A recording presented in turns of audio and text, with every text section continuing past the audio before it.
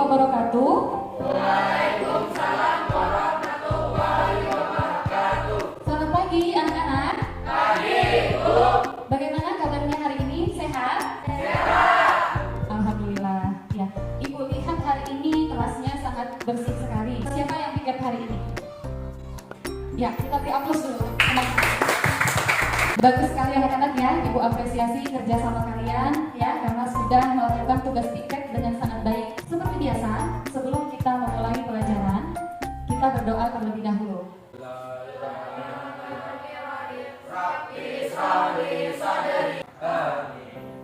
Baik anak-anak, Ibu absen terlebih dahulu ya. Ari, ya. Salwa Agustin, Hadir, Bu. Susan, Wina. Ya, alhamdulillah kita hadir semua ya. Ya, baik anak-anak, supaya kita semangat belajarnya, kita nyanyikan terlebih dahulu lagu nasional Hari Merdeka. Silakan berdiri. 17 Agustus tahun 45, kita tetap setia membela negara kita. Baik anak-anak, sebelum masuk ke materi hari ini, Ibu akan mengecek dulu penguasaan kalian terhadap materi minggu lalu. Ya, masih ingat tidak materi kita minggu lalu tentang apa? Pengaruh pusat-pusat keunggulan ekonomi. Ya, nah, apa saja contoh pusat-pusat keunggulan ekonomi yang ada di Indonesia? Siapa yang masih ingat? Ya, silakan Isa. Contoh pusat keunggulan ekonomi yang ada di Indonesia seperti yang pertama ada PT Timah Indonesia, yang kedua ada perusahaan kapal minyak negara, yang ketiga ada batik Indonesia. Ya, beri aplaus untuk Isa. Alhamdulillah kalian masih ingat dengan materi minggu lalu. Nah, materi kita hari ini adalah tentang pasar bebas. Ini adalah tujuan pembelajaran yang akan kita capai pada hari ini. Ya, jadi Ibu berharap nanti setelah kita mempelajari materi tentang pasar bebas, kalian dapat mendeskripsikan konsep dan ciri-ciri pasar bebas dengan benar. Yang kedua, kalian mampu menganalisis upaya yang dilakukan pengusaha UMKM agar dapat bersaing di pasar bebas dengan tepat. Yang ketiga, kalian mampu menguraikan 5 organisasi dalam rangka perdagangan bebas dengan baik. Dan yang keempat, kalian dapat menyajikan hasil diskusi kelompok tentang perdagangan bebas dengan baik. Nah, jadi pada kegiatan hari ini, Ibu akan menilai sikap kalian, pengetahuan kalian ya. Dan yang ketiga, Ibu akan menilai keterampilan kalian nanti.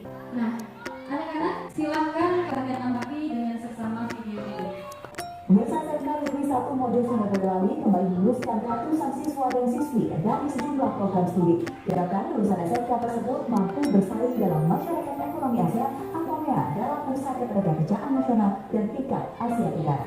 Para alumni SMK Negeri 1 Mojosongo ini juga diharapkan mampu bersaing dalam Bursa Masyarakat Ekonomi ASEAN atau MBA. 78 siswa SMK Negeri 1 Mojosongo diantaranya mendapat panggilan untuk bekerja di dalam dan luar negeri. Bahkan sebelum para siswa ini dinyatakan lulus sekolah, banyak diminati perusahaan dari negara Jepang, Korea, dan Malaysia. Selain melanjutkan dunia kerja, lulusan SMK Negeri 1 Mojosongo juga dapat melanjutkan kuliah ke jenjang dunia pendidikan perguruan tinggi. Nah, bagaimana anak-anak? Sudah dilihat videonya? Ya, sudah diamati ya. Bagaimana prestasi dari anak-anak sekolahnya? Luar biasa, sangat bagus ya. Apakah video tadi dapat memacu semangat kalian untuk semakin giat belajar? Semangat tidak? Ya, harus dong ya, harus semangat. Baik anak-anak, untuk materi pasar bebas ini biasanya dikenal juga dengan istilah perdagangan bebas, yaitu suatu pasar di mana para penjual dan pembeli mempunyai kebebasan yang penuh dalam memutuskan masalah perdagangan dan juga bisnisnya. Jadi di sini tidak ada campur tangan dari pemerintah seperti yang biasanya ada regulasi ya, ada aturan-aturan yang ditetapkan oleh pemerintah dalam masalah perdagangan. Nah, kalau di pasar bebas ini tidak, jadi tidak ada campur tangan dari pemerintah. Pasar bebas ini terjadi karena adanya globalisasi, yaitu situasi di mana pertukaran informasi dan perdagangan antar negara berjalan dengan lancar. Karena hubungan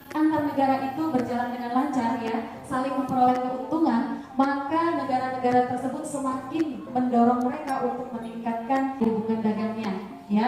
Nah, negara-negara tersebut sepakat untuk mengurangi tarif atau bahkan menghilangkan tarif barang ekspor dan barang impor, sehingga tidak ada lagi hambatan-hambatan dalam perdagangan internasional.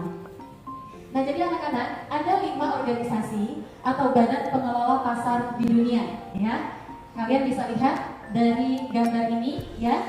Yang pertama itu adalah MEA atau Masyarakat Ekonomi ASEAN. Nah, yang kedua itu ada AFTA, ya. Yang ketiga ada APEC atau Asia Pacific Economic Corporation. Yang keempat ada MEE atau Masyarakat Ekonomi Eropa. Dan yang kelima ada WTO atau World Trade Organization.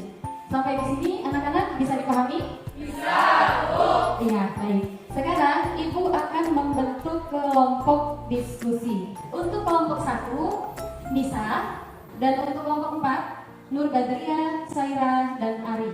Ya, silahkan bergabung ke kelompoknya masing-masing. Ya, baik anak-anak, Ibu akan membagikan LKPD ini. Silahkan kalian baca petunjuk yang ada di LKPD dengan baik. Kalian bisa menggunakan berbagai sumber belajar seperti buku paket, bahan ajar, dan internet. Jadi yang punya handphone, Ibu persilakan boleh dibuka handphonenya untuk mencari jawaban. Jika ada pertanyaan, boleh ya ditanyakan ke Ibu. Ya, waktu kita diskusi tidak lama ya anak-anak ya, jadi pergunakan waktu sebaik mungkin. Hanya 15 menit saja waktunya.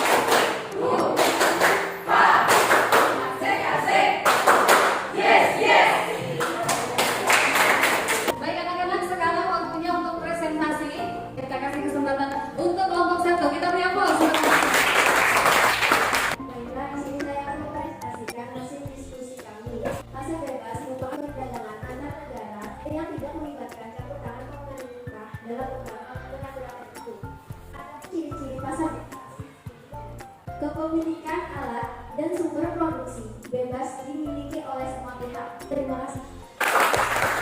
Selanjutnya kelompok 2. Upaya yang dapat dilakukan pemerintah agar dapat membantu usaha petani agar dapat bersaing di pasar bebas dalam menghasilkan barang adalah dengan cara mengusulkan program penciptaan 500.000 eksportir baru hingga tahun 2030. Terima kasih.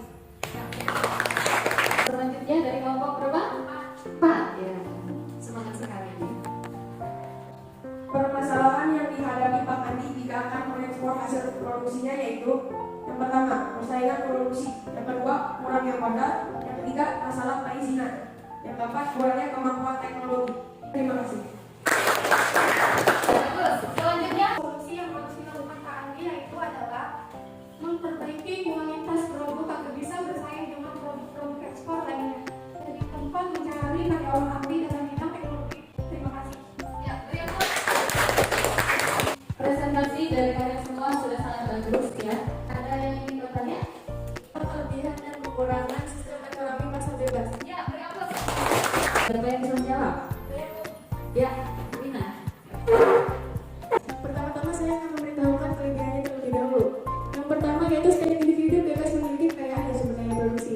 Kedua, inisiatif dan kreativitas masyarakat dapat dikembangkan. Ketiga, terjadinya persaingan antar produsen untuk menghasilkan produk yang bermutu. Kemudian saya akan memberitahukan kekurangannya, yaitu adanya eksploitasi terhadap masyarakat ekonomi lemah oleh pihak ekonomi yang kuat. Keempat, perekonomian dapat dengan mudah menjadi tidak teratur. Terima kasih. Ya, berikut. Bagus ya, jawabannya juga sudah tepat ya dari Wina.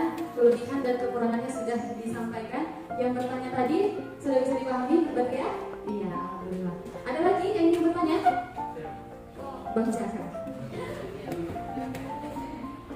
Mengapa tidak semua negara mampu menerapkan sistem pasar bebas? Mengapa tidak semua negara mampu menerapkan sistem pasar bebas? Siapa yang bisa jawab? Ya. Menurut saya, tidak semua negara mampu menerapkan sistem pasar bebas karena masih ada beberapa peraturan dan regulasi yang diatur oleh pemerintah dalam melindungi perekonomian dan negeri masing-masing. Ada lagi yang ingin menambahkan? Oke, gimana? Saya setuju dengan pendapat yang disampaikan oleh Nisa. Contohnya saja negara kita, Indonesia yang tidak menerapkan perdagangan bebas secara menyeluruh pada komoditas. Kenapa hal itu bisa terjadi? Karena masih banyak masyarakat Indonesia yang terpacu pada komoditas. Contohnya saja seperti listrik, minyak, dan bahan pokok lainnya. Terima kasih. Wah, ternyata hebat-hebat ini semuanya atas sekalian. Alhamdulillah, berarti kalian ya, beri aplaus lagi. Ya, bagus ya anak-anak ya. Dari jawaban-jawaban kalian itu membuktikan bahwa kalian memang benar-benar mencari jawaban dengan baik. Masih ada lagi yang ingin bertanya? Tidak ada. Ya. Bagaimana kira-kira sudah bisa dipahami materi kita hari ini? Sudah. Jadi pasar bebas itu tadi dikenal dengan apa? Perdagangan bebas, yaitu kebijakan di mana pemerintah tidak melakukan diskriminasi terhadap kebijakan impor dan ekspor. Ya. Nah, kebijakan perdagangan pasar bebas ya, umumnya itu mempromosikan hal-hal sebagai berikut. Nah, coba kalian bisa melihat di layar. Nah, itu adalah kebijakan perdagangan bebas ya. Baik, sampai di sini sudah bisa dipahami semua? Sudah. Kalau sudah bisa dipahami, Ibu akan membagikan soal evaluasi kepada kalian.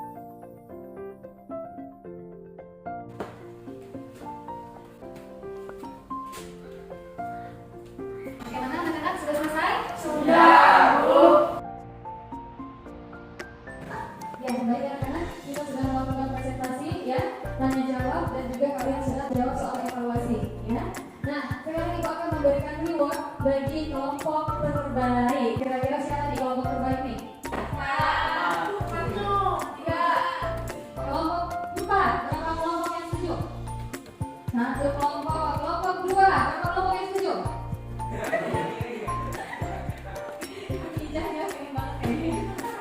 Nah, jadi ini ada reward ya.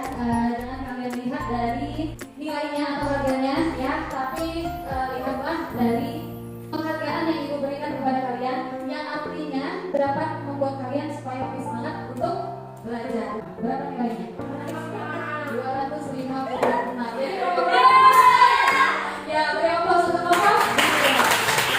Lihat ya, siapa ketuanya? Lina. Yuk, ya sama-sama ya. Sekali lagi kita beri aplaus untuk kelompok 2. Yang lain jangan berkecil hati, kalian juga melakukan yang terbaik ya. Baik anak-anak, untuk tugas kalian di rumah, kalian membaca buku paket tentang latar belakang dan tujuan berdirinya 5 organisasi dalam rangka perdagangan bebas ya. Nah, sebelum kita tutup dengan doa, kita refleksi terlebih dahulu ya. Apa yang sudah kita pelajari hari ini? Tentang pasar bebas. Selain itu tentang apa? Iya, 5 organisasi dalam rangka perdagangan bebas. Apakah kalian sudah paham dengan materi hari ini? Sudah, bagus. Materi apa yang kalian anggap paling sulit? Tidak ada? Bagus. Nah, bagaimana perasaan kalian belajar saat ini? Senang. Kemudian apa lagi? Seru. Apa lagi? Asik.